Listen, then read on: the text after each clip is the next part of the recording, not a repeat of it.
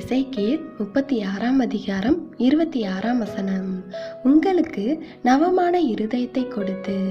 கிறிஸ்துவுக்குள் அன்பானவர்களே, பணம், பொருள், இன்பம், புகழ் போன்றவைகளை தேட வேண்டுமென்று யாரும் நமக்கு போதிக்க தேவையில்லை. இவைகளை விரும்புவதற்கு யாரும் நமக்கு சொல்லித்தர வேண்டியதில்லை. இவை யாவும் நம்மோடு இயற்கையாகவே இருக்கக்கூடியது. அதற்காக நாம் எந்த விசேஷமான தீர்மானமும் எடுக்க தேவையில்லை. இவை யாவற்றையும் நம்முடைய மனம் இயற்கையாகவே இரவும் பகலும் ஆசையோடு தேடும். ஆனால் தேவனை தேடுவதிலும் அவருடைய ஆளுகையை தேடுவதிலும் அவர் விரும்புகிறதுமான நற்பண்புகளையும் தேடுங்கள் என்று திரும்ப திரும்ப போதிக்க வேண்டியுள்ளது. இது தொடர்பாக எத்தனை உபதேசங்கள் கேட்டாலும் அவற்றை இயற்கையாக தேடுவது பலருக்கு இயலாதவையாகவே இருக்கின்றது.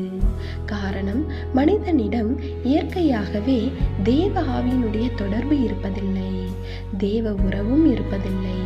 எனவே நாம் தேவனை தேடுவதில் அதிக பிரியம் கொள்ள வேண்டுமானால் தேவனை இயற்கையாகவே தேடுகின்ற இருதயம் வேண்டும்.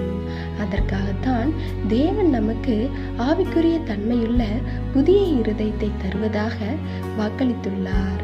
அந்த இருதயத்தை பெற்றுக்கொள்ள அவரிடம் விண்ணப்பம் செய்ய வேண்டும். அப்பொழுது தேவன் நமக்கு தருவார். தேவனுடைய கிருபையும் இரக்கமும் உங்கள் அனைவரோடும் இருப்பதாக.